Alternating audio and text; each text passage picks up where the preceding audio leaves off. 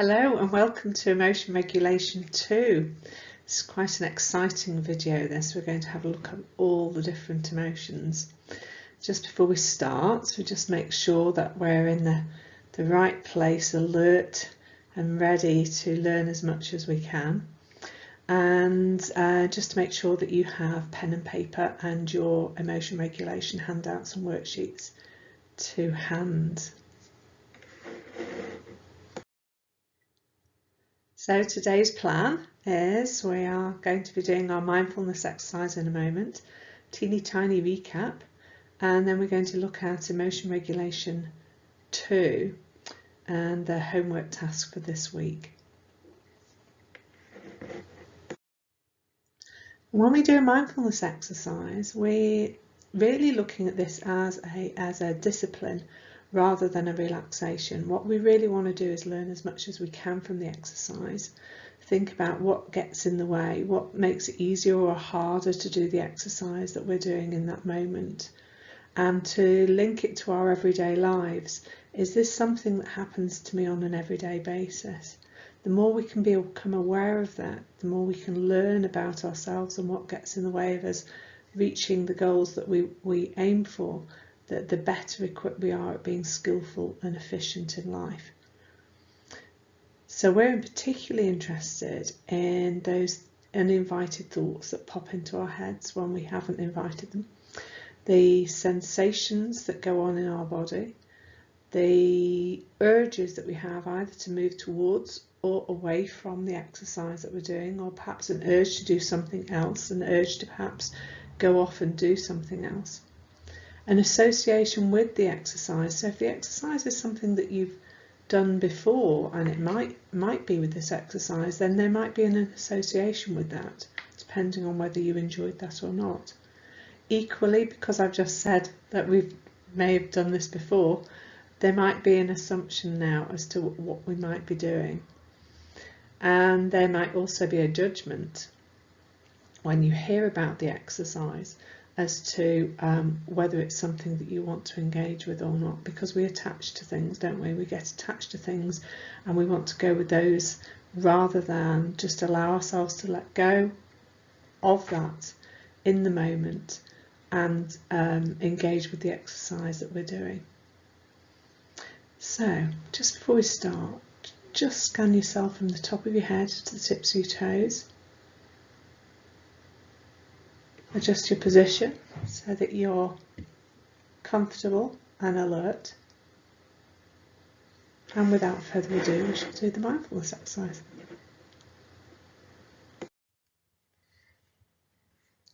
So the mindfulness exercise we're going to do is an observe exercise. I'm going to read out a set of instructions of things that I want you to notice.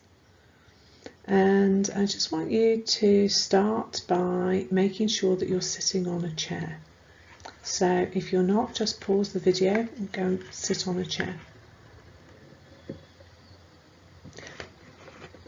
Then what I want you to do is I want you to just adjust your position so that you're comfortable and also alert. And that's how we like to do our mindfulness practices, because we're doing it as awake, and that's how we live our lives, well, during the day.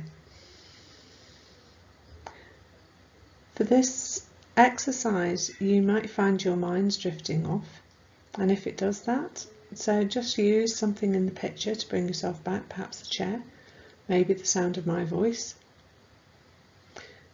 The other thing you can choose is just the sensation of yourself sitting in the chair.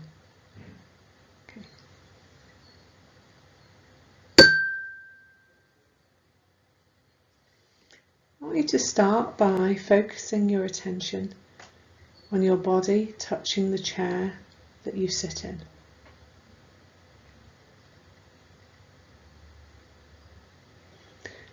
Consider how the chair accepts you totally, how it holds you up, supports your back, and keeps you from falling down on the floor. Notice how the chair does not throw you off, saying you are not right for it.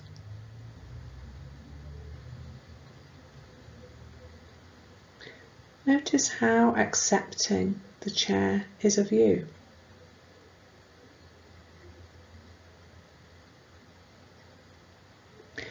I want you to allow yourself to move your focus down your legs to your feet,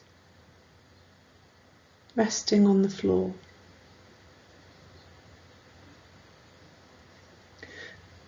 Focus your attention on the floor, holding up the chair. Consider the kindness of the floor holding you up, keeping your feet out of the dirt, providing a path for you to get to other things safely. And then allow yourself to move your attention from the floor to the walls.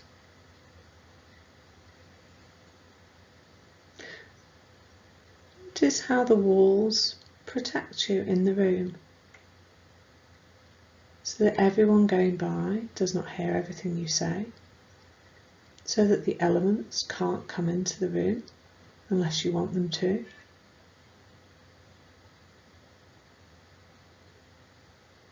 Consider the kindness of the walls.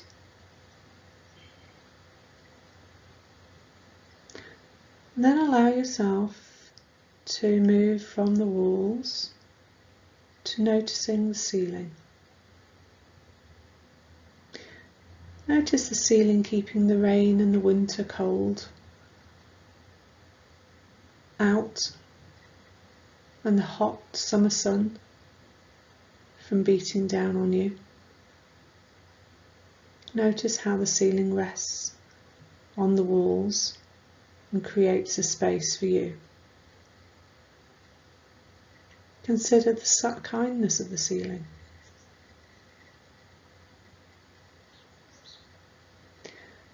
And allow yourself to be held by the chair, held by the floor,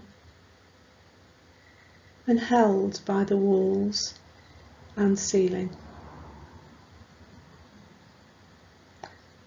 Notice the kindness.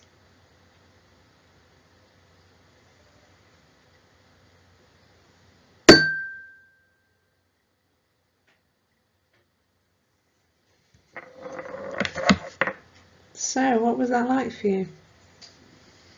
I know the first time that I did that exercise, I found it a really quite strange exercise to get my head round. The idea of seeing inanimate objects in a different way. And there were lots of things that got in the way for me in doing that exercise. Was there anything that got in the way for you? If you did that exercise again, would it be different, knowing what you know now? Would it change your expectations? Just allow yourself a moment to pause the video and just jot a few things down that you noticed while you were doing that exercise. What did you discover? What got in the way? What made it easier or harder to do the exercise? Jotting these things down helps us to increase our awareness of ourselves and what can get in the way in our everyday lives and what we can do about it.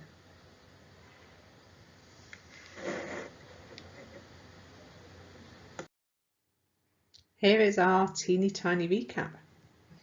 So last week we looked at how incredibly useful our emotions are, what they do for us, how we can understand them better, how we can understand what we are driven to do with emotions. And we also looked at what makes regulating emotions hard sometimes. Included in that was looking at the myths around emotions and looking at not only how they're created, but who they're created for and what purpose they might have in society.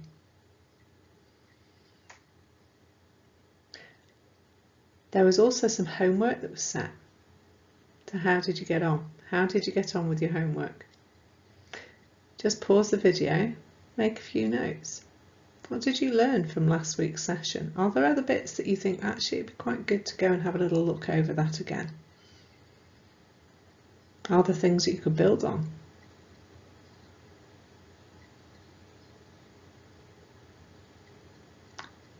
jot some thoughts down,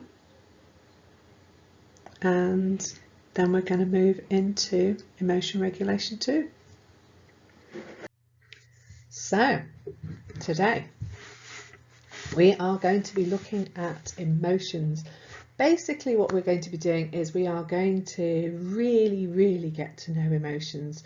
We're going to get to know what their individual signatures are. We're going to get to know how they're made up, what their function is for us, what they urges they create for us, the bodily sensations that happen, how that affects our facial expression, and we're also going to spend some time having a little look at what the how we might start to learn how to recognize and name those emotions.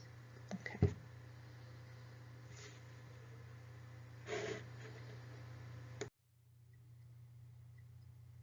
So the first thing we're going to do is we're going to revisit slightly what our emotions do for us, because this is really important. All emotions have a purpose. All of them are there for a reason.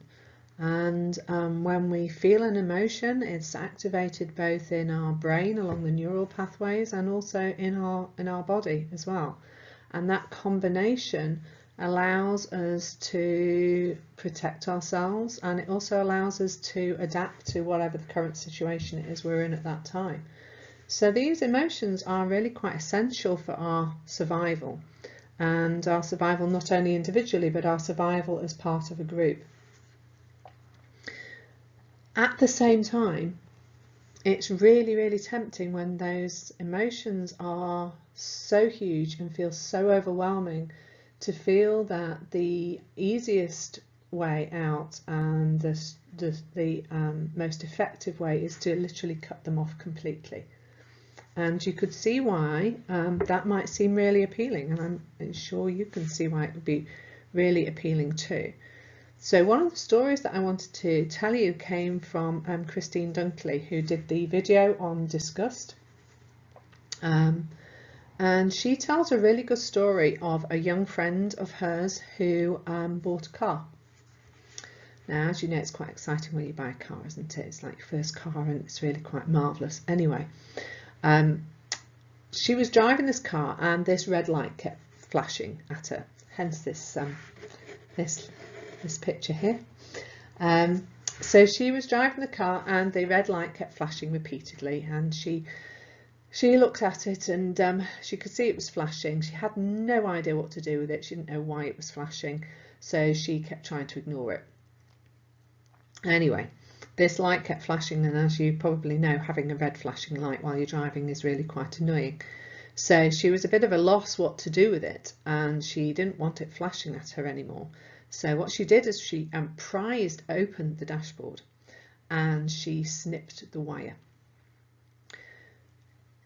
So, as you can probably guess, she had most definitely solved the problem of the red flashing light. That was no longer a problem at all. However, what she hadn't solved was what was causing the light to flash in the first place, because that could no longer happen. And so what she lost was that valuable information that was going to tell her that at some point something was going to go quite drastically wrong.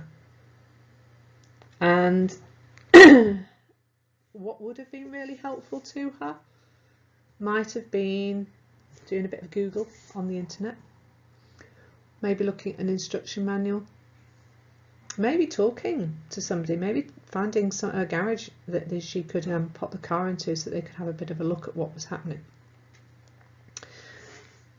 And in the same way, when we attend to our emotions, they tell us an important part about ourselves and about having a sensing self that is fully functioning. So being aware of your emotional state helps to fine-tune your behaviour so that you can better match the challenges of the environments that we're all in. And there are lots of ways of doing that. Now, as you can see on this slide, I've put a few of the functions of some of the emotional signatures. But what we're going to do in this PowerPoint is we're going to visit the different components of emotions and how they affect us, and also each individual emotion. We're going to have a bit more of a closer look at this. So when you have a look on this slide, you can see that there's some really quite serious things that they alert us to. They alert us to danger. They alert us to the benefits that we get, the things that really suit us, that enhance our lives. They alert us to contamination, quite a topical subject at the moment. They alert us to when we're at danger of being expelled from a group, and that is not good for us as human beings.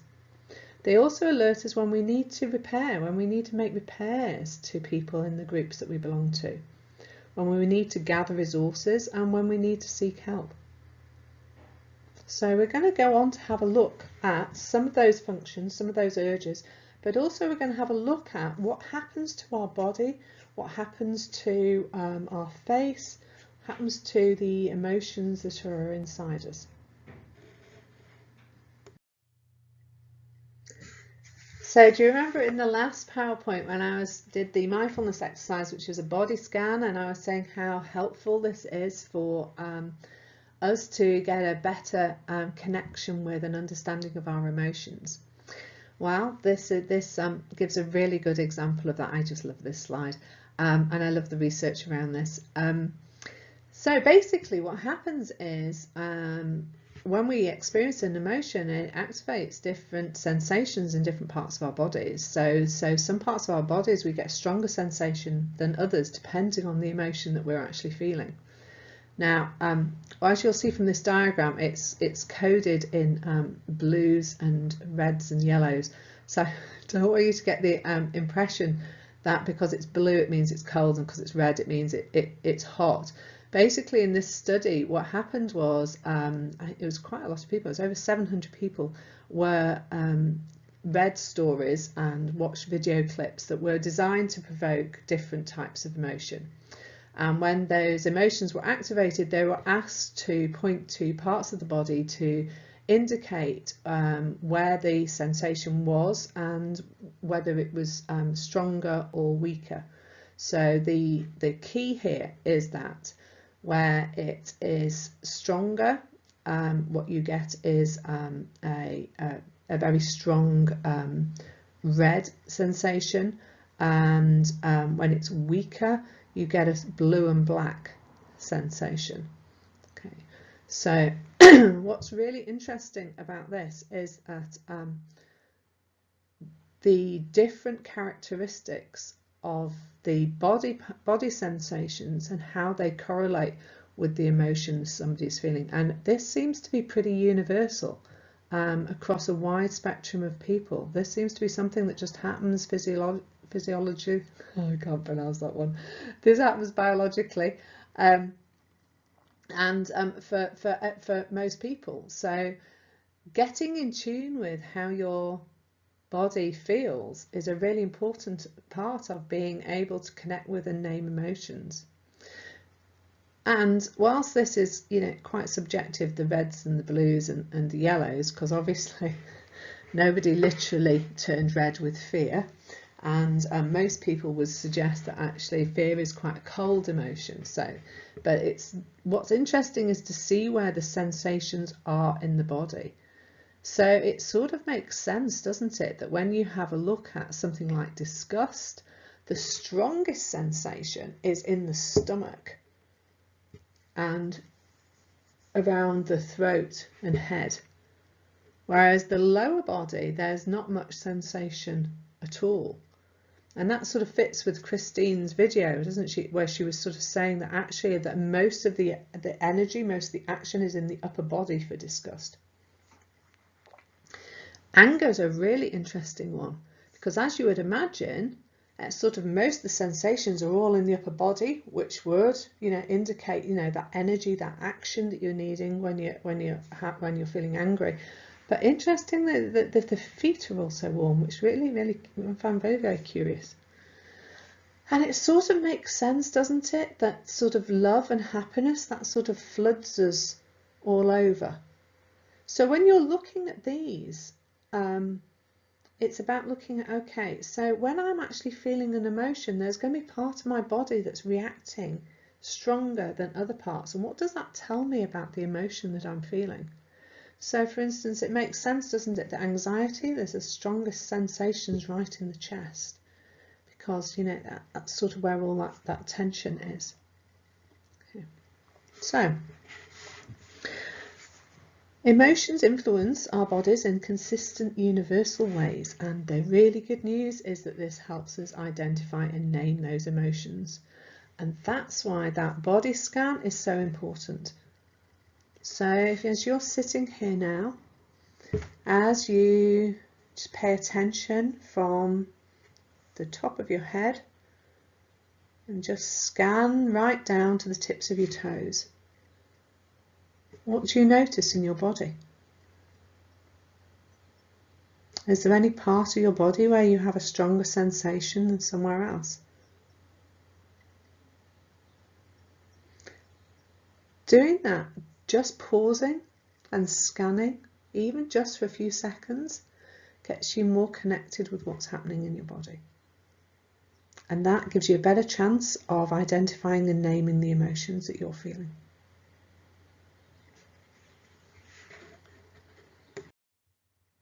So, this is also a really fun slide. It's all about body posture. So not only do emotions affect how we feel inside, but they also affect how we position ourselves, our gestures, our body posture, and how we appear to other people. Now, as you imagine, it's really quite difficult to find pictures of people sort of mimicking an emotion in a genuine way. So I think it's blatantly obvious from this picture that these are actors. However, if we sort of try and bracket that off and just use this for information, what it shows is that there are different ways of responding depending on what emotion we're feeling. And I think what's really interesting about this one, what I was noticing, is the similarities between different emotions. So surprise, yay, is very different, is very similar to happy. Very, very open, very expansive, sort of quite uplifting. And I don't know about you, but you feel like you're drawn to that. You're quite happy to be in contact with that person. If you have a look at disgusted and fearful, that's a sort of, it's a moving away posture, isn't it? It's something where you sort of you don't want contact with people, where you're wanting to move away as far as possible. Both of those gestures and body postures are very, very similar. And sad is so droopy, isn't it? So sad is a really slumpy. It's like there's no energy at all. It's like there's nothing holding your body up at all. Whereas angry, it's really full on, isn't it? It's sort of quite forward moving, sort of like ready, tense. You can see that there's a tension in somebody's stance when they're standing that way. And then neutral is really fascinating, isn't it? Because who would pay attention to neutral? It's sort of like there's nothing really to connect with, is there? It's just sort of there. So, you may not wish to do this, but I just put it out there anyway. Get a look at how you are in different poses. You know, have a look at, you know, if you do like FaceTime or something, stand a bit distance and experiment with how you look when you're feeling a particular emotion. Try and start with something that's really manageable. So nothing big, nothing major, nothing that feels extremely difficult to cope with. So the smaller irritations of life is what you need to be starting with. However, if you're going for happy, you know, you go for it. And look at how you look in the mirror. What tells you that what is it about your body posture? What is it doing? What is it telling you about your emotional state? So then there's our facial expressions. And for those of you who've heard me talk consistently about what the eyebrows do in the skill sessions, and how our mouths up and down, and how that signifies, and how when we're using opposite action we can use all this inside information. This gives a really good illustration of how different our faces look. And when you look at those faces, I want you to just take a few moments to think about, who am I drawn to with these facial expressions? Because facial expressions are very social. We're very social beings. We operate best in groups. Therefore, what we're conveying with our emotional state sends a message to the people that we're with. And that's hugely important, because that either means that they stay away from us, or it means that we enlist their help, or it means that we have that happy, connected exchange with people. So just spend a few moments looking at some of these facial expressions and notice the difference. Pay attention to those eyebrows. What are they doing in different facial expressions? And what about the mouth? Look how open the mouth is with happy. It's like it's embracing, isn't it?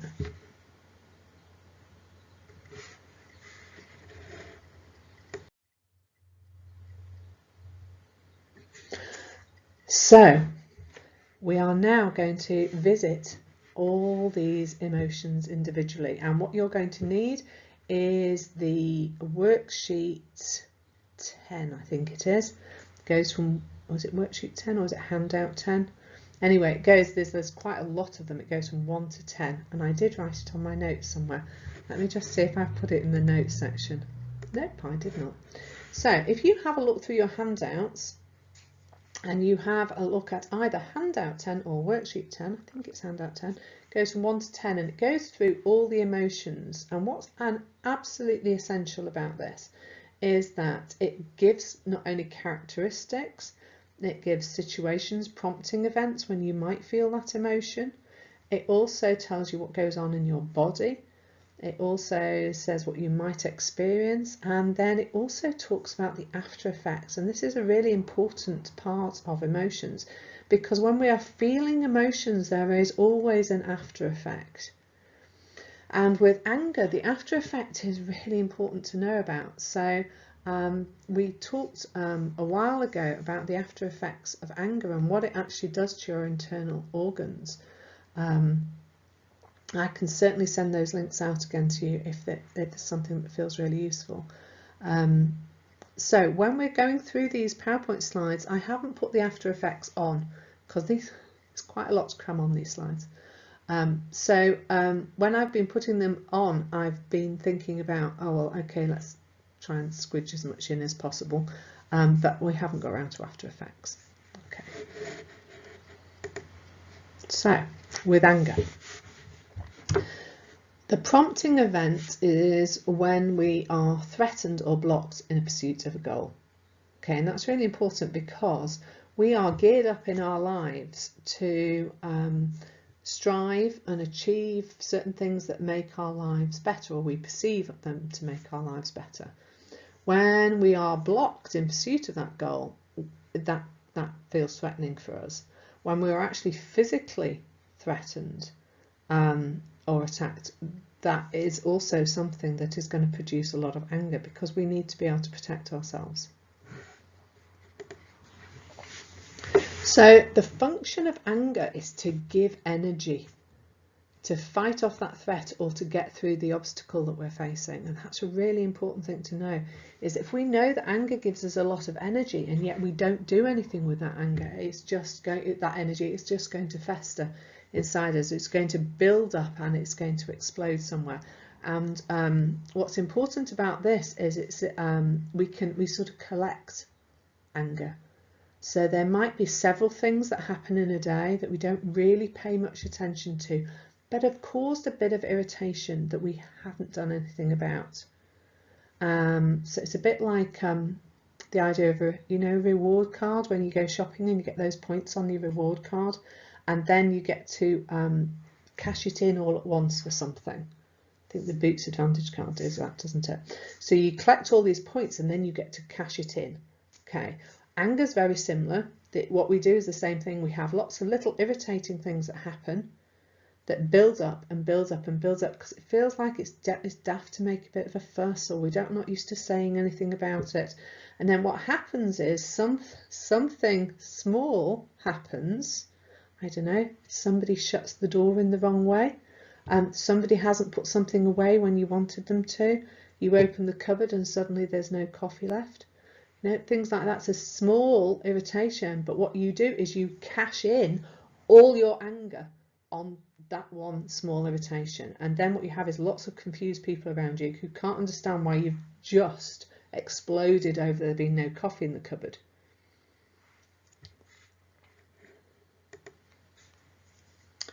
So the urge with all this energy is to attack. Now, sometimes this can be really straightforward. If you are having to fight somebody off, then there's some very good reasons for going into attack. But what we tend to do is we tend to sort of like let that bits of energy out in small bursts, don't we? So we might bang the door as we're going out. We might make threats to somebody. If we're trying to get our point across and then we think they're not listening to us, we might follow that person around and we might get closer and closer to that person. So we're being quite intimidating, because it's so important for us to express our anger about the situation, to be able to say, I was right. Okay. So there's a very strong urge that you feel with all that energy that's pumping around your body. And the temperature is really hot. You feel hot when you're hungry.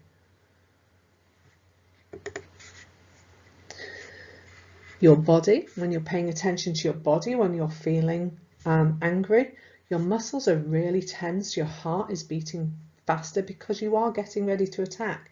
So you find that your jaw tends to be quite tight, your teeth clenched, hands usually always tense. You know, look at our little cartoon character from Inside Out. Shallow, quick breathing, no relaxed, deep breaths, feeling quite energized. Your digestive system shuts down with anger. So you're not going to be aware of when you're hungry. So if you're somebody who experiences anger quite a lot, it's quite likely that your eating patterns are going to be quite out of sync. And your body posture is rigid. You're squaring up to somebody, leaning forward, leaning towards somebody, because that's how you intimidate, isn't it? Or you might do that sort of passive aggressive thing of sort of deliberately turning away. I'm not going to speak to you. Or that shrugging off, oh no, it's absolutely fine, when it really clearly isn't. And then if you have a look at facial expression, it's fascinating, isn't it?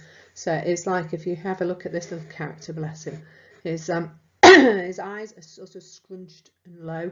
I'm trying to do that on the thing. It's not easy when you're smiling at the same time. The eyes are narrow and intensely staring because you are focused on the threat. Lips are pursed.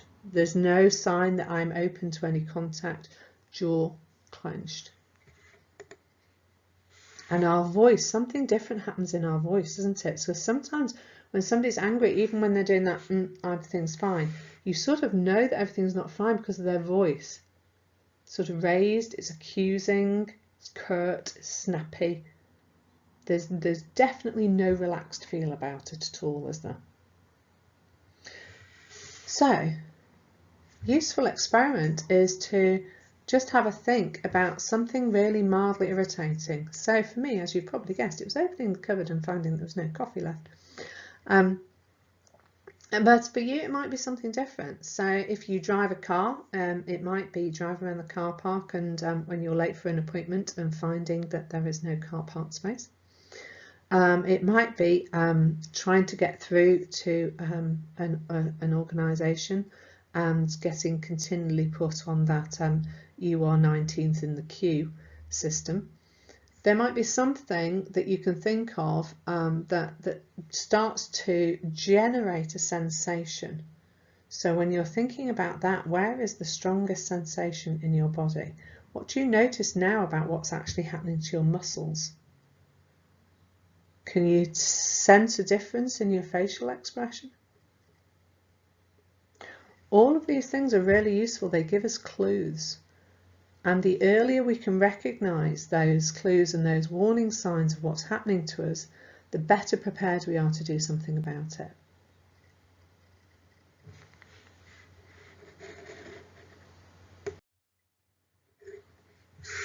So, disgust.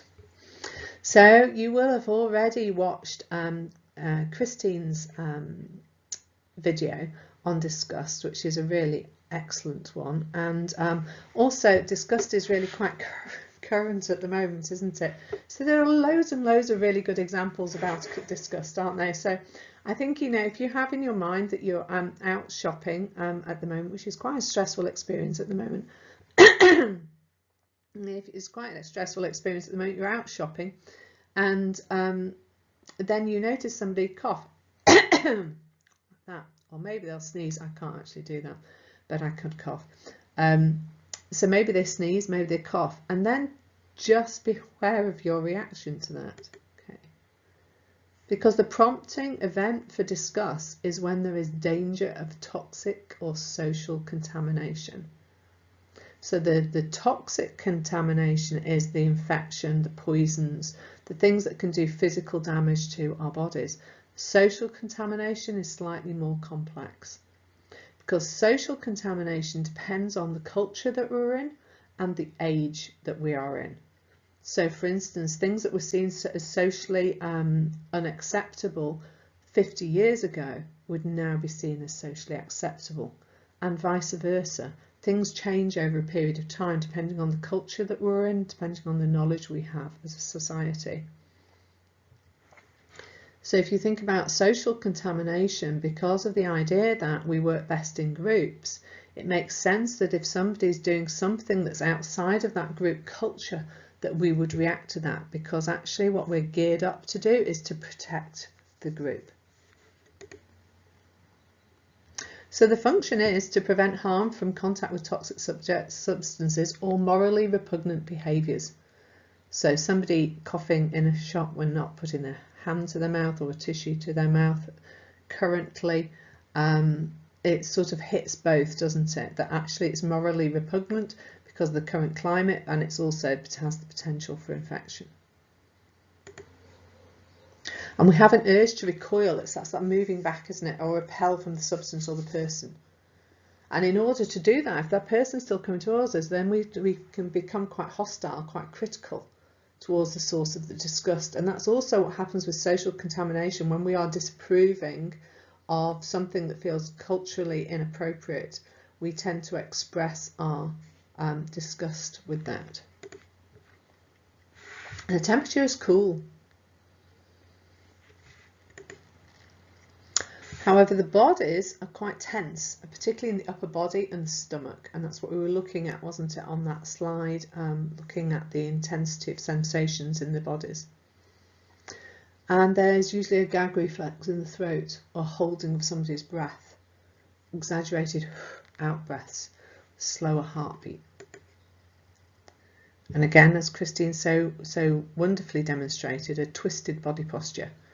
So it's like we're not really quite symmetrical, we're moving away, wanting to tilt away. And the facial expression is sort of scrunched, lip curled, and I think that it's here we've got lip curled, face to the side. And if you're wanting to repel somebody, you're not wanting to speak to them in a nice tone of voice, are you? Very warmly and welcomingly. It's quite scathing, quite a sneering tone of voice.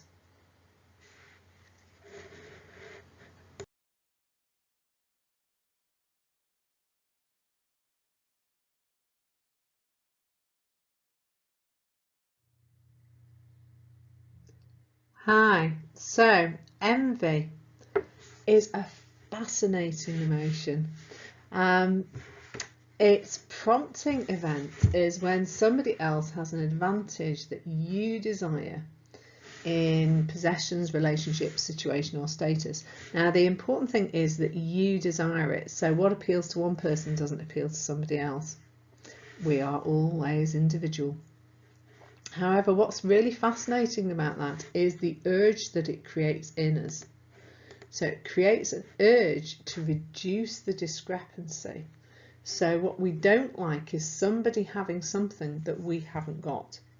It doesn't make us feel very good. And it all depends on our perception. Now, what's absolutely fascinating about this is a study that was done with monkeys. So they had 2 monkeys, both doing exactly the same task for a banana. So happy days. Both monkeys were doing their tasks perfectly fine, got their banana, happy, went back, did the task again, came back, got another bit of banana. Until the researcher gave one of the monkeys a grape. Now, believe it or not, grapes are high currency in the monkey world. So, even though both monkeys had been quite happy to do those tasks for a banana, once the monkey who did not have the grape saw that the other monkey was getting a grape for doing the task and they were only getting the banana, they stopped being as effective in their tasks. So they did it slowly, they didn't do it as completely as the other monkey. I mean, isn't that fascinating? And we are exactly the same. If we perceive somebody to be having something that we haven't got, then it creates an urge to reduce the discrepancy, and that is not nice. So what our urge is we either want to acquire it ourselves, so we fantasize about how we can get it, or if there's no way of acquiring it, we want to destroy for the other person what we're desiring. Now, you see that sometimes by people sort of doing that verbally, don't they? They verbally degrade it. Well, you know, I mean, they've got this massive house, but I mean, who wants that much space anyway? So they're trying to sort of minimise the effect that it has on them. When you know that you can't have a massive house and you see somebody else has got one, you try and downplay it. Now, the important thing is that having a big house does not affect or have meaning for anybody. For everybody, so it's very subjective on what has the most meaning for us. So it might be for one person, hearing that somebody got the biggest bargain ever in the store might be something that generates a lot of envy. For somebody who's not that fussed about whether they get a bargain or not, it's not going to have the same effect. It's hot. It creates a really hot temperature in our bodies. And we become quite stiff. I don't know if you, there's a sort of quite rigidity. If you have a look at this picture at the top, where her plant's definitely doing better than her plant, and you have a look at her body posture, there's a stiffness to it, isn't there? There's a rigidity. So there's tense sensations in the body, the teeth clenched, the mouth is quite tight, and it's deliberately, their body posture is deliberately inhibited with very few gestures. Facial expression, scrunched nose, lip curls, usually to one side, turning the face to the side so you can see my hair. She's got her face sort of slightly turned. I mean, she is also trying to see how big her plant is, isn't she? And the voice quite a scathing or sneering tone, because you're trying to minimise the discrepancy. So you're trying to downgrade, degrade what it is that you feel that you can't have that somebody else has. And the other interesting thing about envy is that it's sort of like a secret emotion, because it's not really socially acceptable to walk around going, you know, they've got that and I want it, or I hate them because they've got something I don't want. So it's something that we sort of keep quiet about, and there's a reason for that, because if you're desiring something and your focus is on trying to get that, then you're not going to advertise it to the world that it's available and that's what you're doing, because otherwise your fear is that hordes of other people are going to jump in and get it as well. So the current situation with toilet rolls is a really good example of that. But if you think of something less controversial, and I suppose it supplies a bit more if you drive, but you obviously might be a passenger in a car, so you're driving around a packed car park, no spaces at all, and you see somebody who has just managed to get a car park space before you.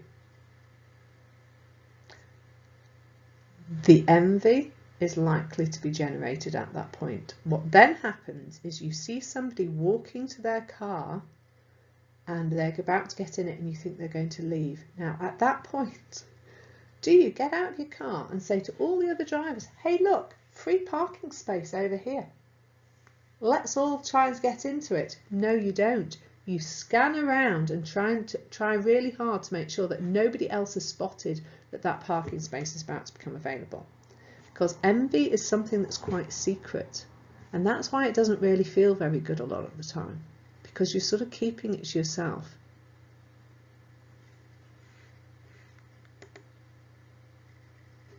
So I just want to put a bit of a note about jealousy, because I haven't covered jealousy on this PowerPoint slide, but there is the handout that you're looking through at the moment it also covers jealousy.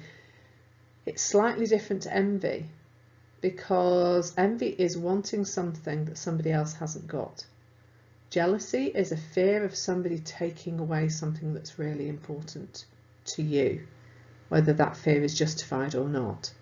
It has a slightly different emotional signature to it. So just pause the PowerPoint and have a quick look at jealousy. Also, have a look at the after effects for envy and for jealousy. These are emotions that you can get caught up in really quite quickly, and that you can spend a lot of time and energy ruminating about.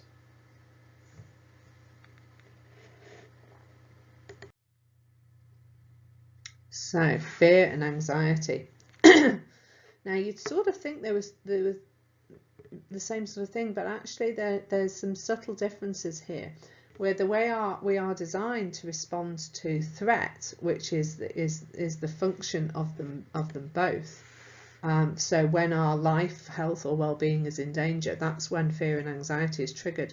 There's usually two parts to this, because we need to respond in different ways depending on whether we can get away from this threat or not. So if the first stage is to escape, we want to either avoid it or we want to run away from it. So the first stage means that we're sort of getting geared up to escape. The second stage is fear, because that's when we realise that we can't get away from the threat, and that's when the freeze kicks in until the danger passes. So you hear that phrase, frozen to the spot. It's a really good defence mechanism. You know, if you have a wild animal coming towards you trying to kill and eat you, if you play dead quite a lot of the time, they leave you alone. So it's a very strong defence mechanism that we have as mammals. So the function is of to keep physically safe by avoiding danger. And our urge with anxiety is to avoid or to run away. So you get that when you're avoiding, you get that checking behaviour, that reassurance seeking. And then fear, where we freeze until the danger is past. And with fear, we tend to hide away. That's the urge, is we're wanting to avoid contact with whatever we're perceiving as dangerous. And because our brains are wired in such a way that once we start to feel afraid, we feel afraid of pretty much everything. That's when we sort of hide behind closed doors. And temperature is slightly different. So anxiety is hot because we need that energy to escape.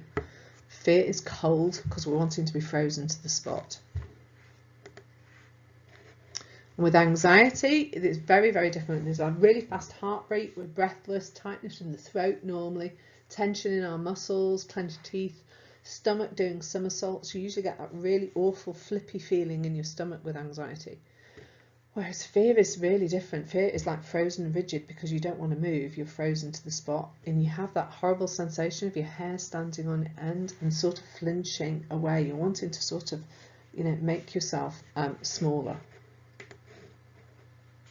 So anxiety, with your body posture, you're sort of escape ready, but you're on edge. So it's like when you have that sensation of being on the edge of your seat, you're sort of getting ready to move all the time. You're tense, your shoulders are quite raised up because it's that sort of getting ready for action.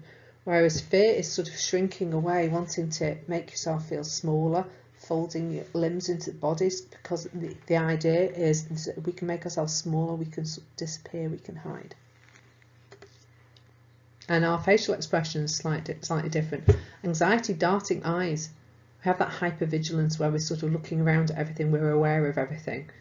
But our brows are sort of furrowed because we're trying to concentrate on the threat. Whereas fear is sort of like, mouth open but down, eyes wide because we're still trying to look out to see what on earth's around us. Eyebrows raised and to the centre, so they have that sort of weird thing where it's sort of like they go like that. And voice is definitely different. Anxiety, fast, high pitch, urgent. Fear, silent, whisper. You don't want to draw attention to yourself. So, and same as anger, what you're doing is you're generating a lot of energy. It takes a lot of energy to stay in an anxious state. And so what you want to really look at is what are the after effects of that. So on your sheets now, just have a bit of a pause. Have a look at the after effects of fear and anxiety.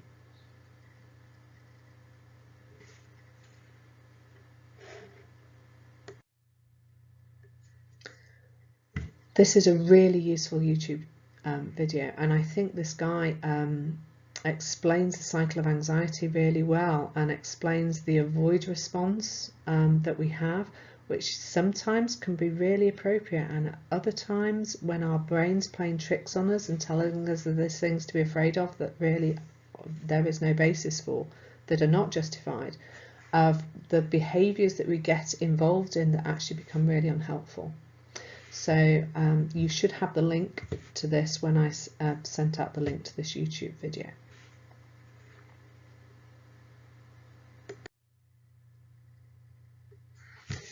Guilt and shame.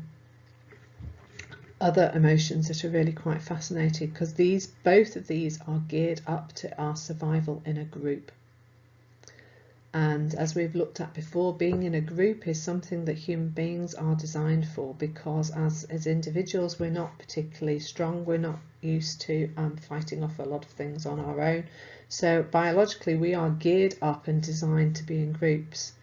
Therefore, in order to keep us in these groups, to keep us safe, we have to have mechanisms that alert us when we're in danger of being expelled from one of these groups. So the danger is of being on our own. Okay. So therefore the prompting event is something where we're doing something that goes against the group norm.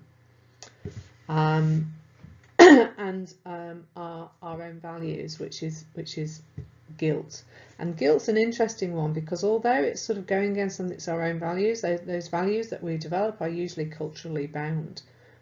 So there's some things that we have guilt about that are quite universal. There are other things we have guilt about that are actually to do with the culture that we grew up in, the society that we're in now. So I mean, if you even look at current moment, go transition against group norms at the moment would be going to buy too much toilet roll from the supermarkets. People would frown on that. There is a risk of expulsion from the group if the actions are made public. So, and if that transgression is so big that it falls too outside the group norm, that's when shame comes in. Shame is about keeping something secret, not wanting to risk expulsion from the group. So the functions are, with guilt, to maximize the chances of remaining in the group. So guilt gears us up to action, to do something that helps us stay in the group. Shame is slightly different in that we are wanting to minimize the risk of being expelled. It's when it's sort of gone way too far, where we've done something that feels like if somebody knows about it, they're going to expel us from the group. And Marsha Linehan talked on her video a lot about shame and gave examples of that. So the urge with guilt is to make reparation. So that means if we're feeling guilty about something and it's justified, then we need to put it right, basically. We need to do something that allows us to feel part of that group again. And the interesting thing about guilt is if it is justified and we do make reparation, we don't feel the guilt anymore. Sometimes we need to overcorrect. We need to make a reparation that is more than what we were guilty of to readdress the balance. And so we need to have a look at, what do I need to do here to make it right? to get back into the group again, so that there's no animosity left, nothing lingering left. Shame is slightly different, because the urge then is to hide. It's to hide yourself or what it is you've actually done, because the knowledge of that might mean that you are expelled from the group. And the temperature's just slightly different, and so guilt feels a bit uncomfortable, the warmth. Shame is hot. With guilt, you get some, it's like a squirmy feeling, guilt, isn't it? Like, sort of like, it doesn't really sit very comfortably in your body. You sort of feel a bit jittery, a bit sort of, that sort of, there's an energy to do something, and if that continues, it can feel quite suffocating. Whereas shame just feels really heavy, like there's a pain in the centre of the chest, the pit of the stomach. You sort of like, the heaviness sort of makes you feel quite droopy, but if somebody comes near you, you sort of tense up quite quickly. Both of them have got slower breathing. And guilt is sort of awkward. Head sort of slightly tilted down, you're not quite sure of yourself, it's uncertain, it's awkward. Whereas shame is most definitely head lowered, trying to hide. So you people trying to hide themselves behind their hair, behind their faces. They might sort of be like this a bit. Right? There's lack of eye contact, somebody's not wanting to look somebody straight in the face. And then of course you've got, with guilt, your eyes are up, although your head's slightly down, centre raised brows. With shame, it's like really head down, no eye contact, mouth down.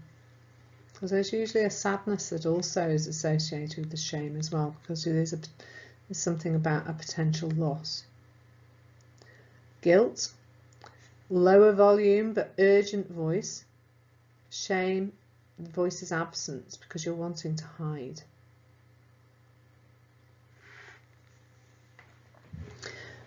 Really want to draw your attention to the picture at the front, right at the top, which is about that sort of phrase, being weighed down with guilt. When we collect a lot of guilt and we don't address it, we don't look at it and see whether it has any validity at all, or when we collect it but don't make any reparation, it starts to feel really heavy, like we're weighed down with it. And for those of you who may be thinking, well, actually I quite like being on my own, current situation means we're on our own a lot more, think about the groups that you belong to, because there will be groups that you belong to or you identify with, and the thought of not being in those groups is likely to make you act. And again, have another look and pause at the after effects of guilt and shame, what that does to us longer term.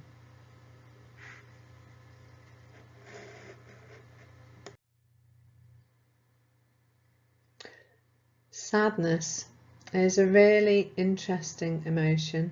Well, as you can probably gather, I'm finding all these emotions quite interesting. The prompting event is really quite simple. It's when there has been a loss. What's interesting about this one, though, is that sadness, when we feel sadness, we sort of do a bit of collection of all the other sadnesses. So the temptation when we're feeling sad is that we start to associate that state with other times in our lives that we've felt sad. So a bit like this tornado here, what we do is those associations is once we start to feel sad, that spiral goes and we collect other past sadnesses as well. And the reason that we're doing this is because we are trying to consistently retrieve what has been lost. So if we're feeling sad about things in the past, it's usually because we haven't processed those.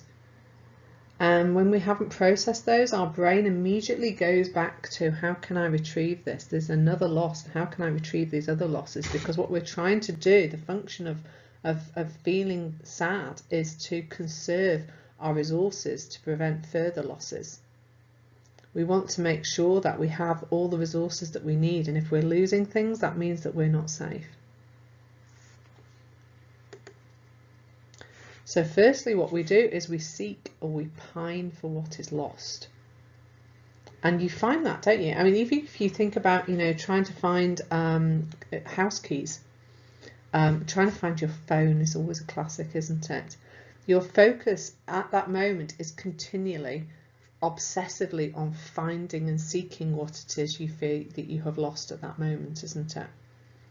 And then if you find you've been looking and looking and looking and you can't find it, then you sort of pine for it, don't you? You really want it back.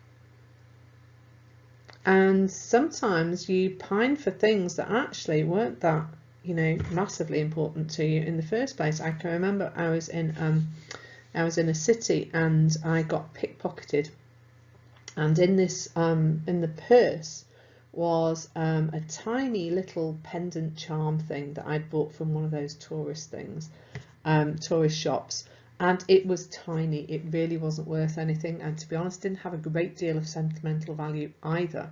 But having lost it, I can still remember now what it looked like, and if I went back to that city, I would most definitely try and find a shop that sold it so I could buy another one.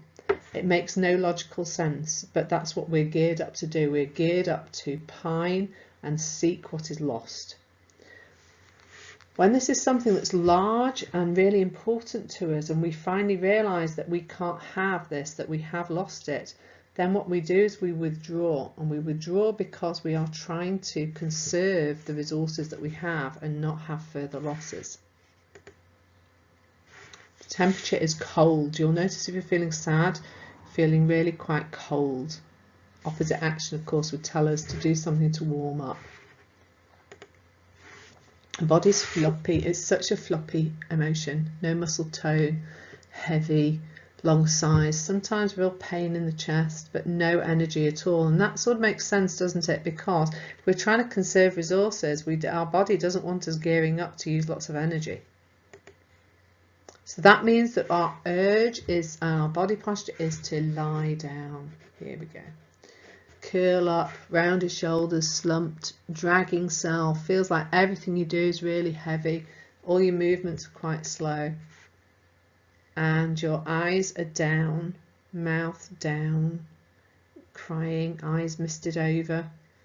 And what's really, I don't know if I can do it here, but if you sort of go, your eyebrows are sort of up here but down, so everything about you says it's all sort of low down.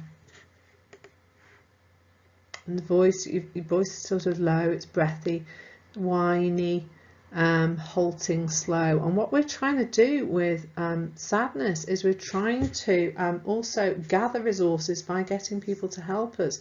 So when we're looking sad, that activates something in the group that we're in to help people activate their empathy and come and be with us.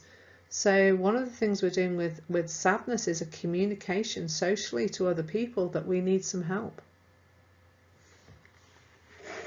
Now what's interesting about sadness is what we become sad about. And there's a really good saying, I think, is the degree of attachment determines the degree of loss. That means that what's really important to us causes us the greatest distress. So and could be very different for different people. So a good example of that is a story I told a while ago about a gym buddy of mine who had a few comments to me about how I should be grateful that I could actually do my gym workout when I was having a bit of a moan, which I did quite often at the time. And I could really see his point, because he was somebody who was very physically active. Exercise and being active was something that's always been important to him in his life, and he developed a health condition which meant that he wasn't able to do that. Now, developing that health condition that prevented me from doing some of those things would have not been good. However, it would not have caused the same amount of loss for me as it did for him. Because, as some of you know, I'm definitely drawn more to the sofa than to the gym. So the other thing I just want to quickly go back to is this sort of this tornado of picking up past losses. Because when our mind's doing this, one of the most useful questions that we can ask ourselves to bring ourselves back into the present is what have I lost in this moment? And it's a really important question. We need to focus on what is the loss that we're feeling at this moment, rather than our brain hijacking us to all the past losses that it's asking us to retrieve.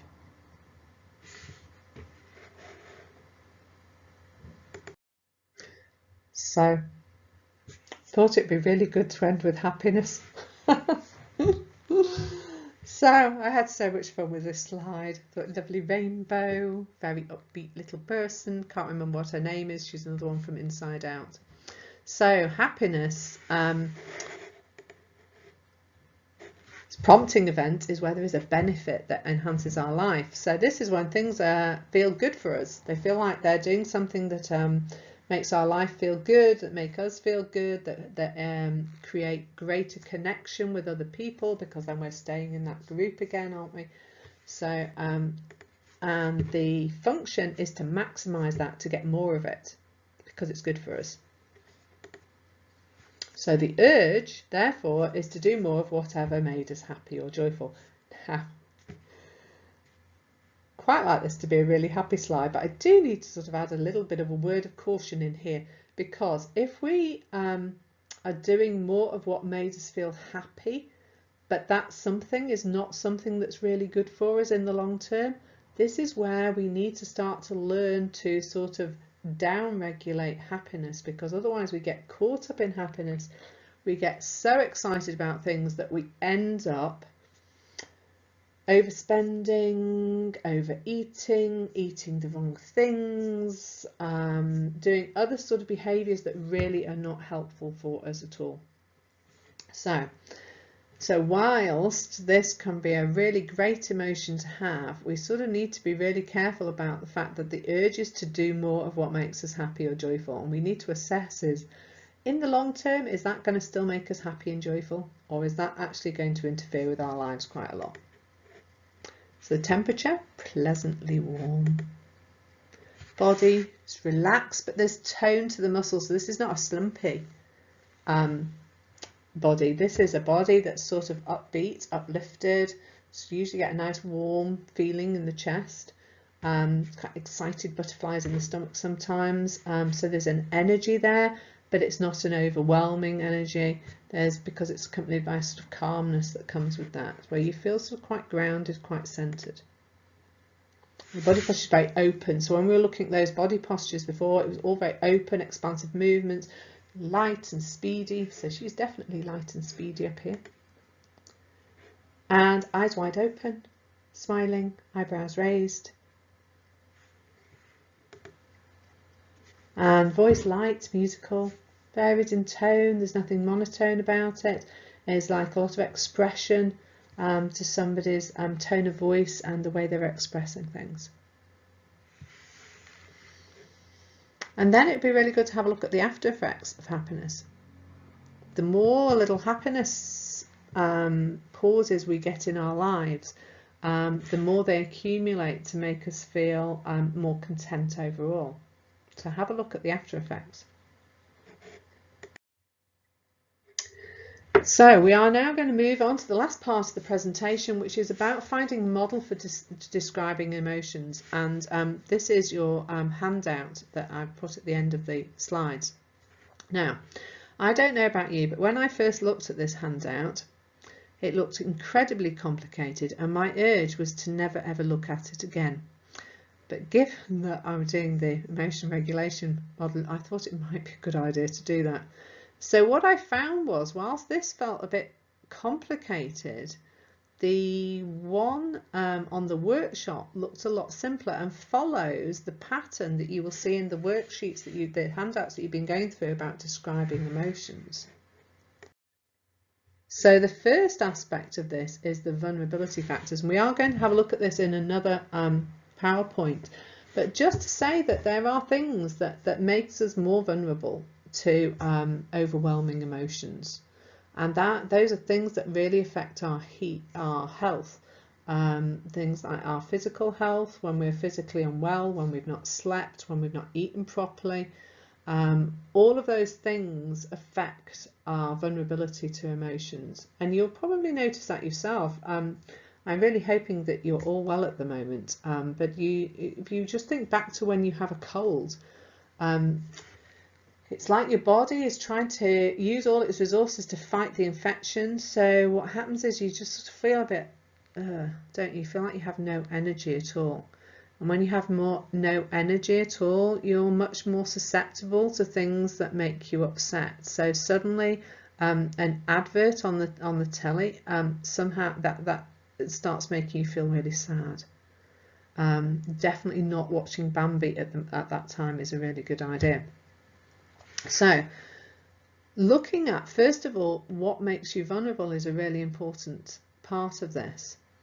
And then being able to identify the event that set off this emotion in the first place. Sorry, I should be here.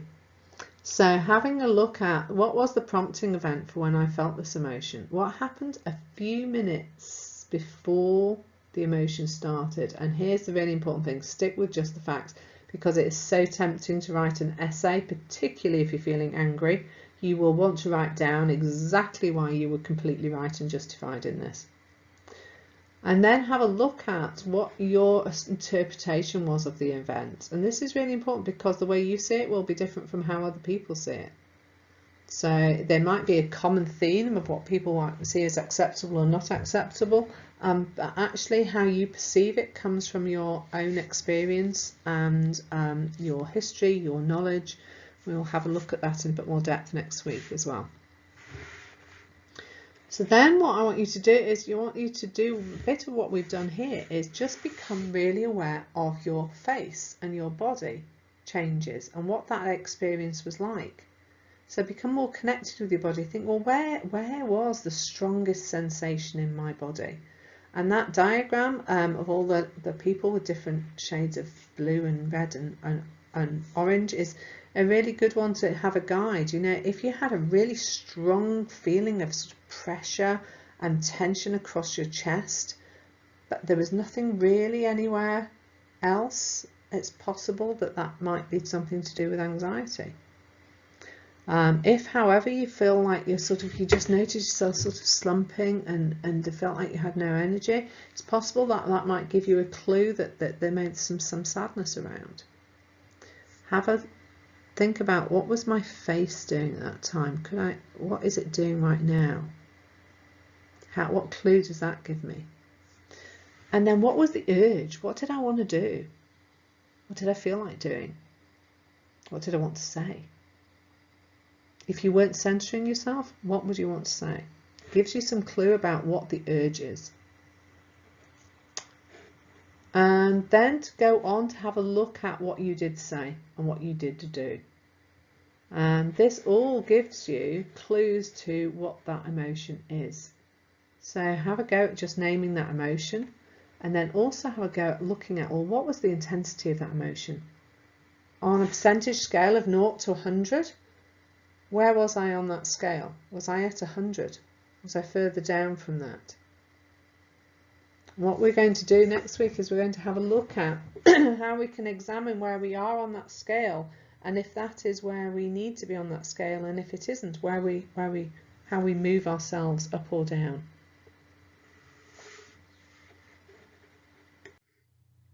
So we're now at the practice task for this week, and I realise that all the way through this I've been saying about doing the handout 10. It's not handout 10 at all, it's handout 6, and handout 6 goes from 1 to 10 and covers all the emotions that we've looked at and more. So your practice task this week is to observe and describe emotion handouts 5 and 6, to read through those, and to complete worksheets 4 and 4A, and to complete an emotion diary.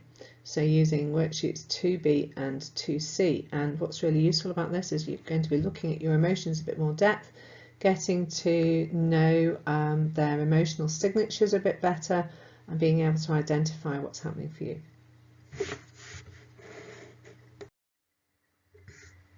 So we've come to the end of this PowerPoint. Okay. What I'd like you to do is just pause, think about what are you taking away from you? What are you taking away from you? What are you taking away with you from this session? And then to write down something that makes you smile. And I will see you next week.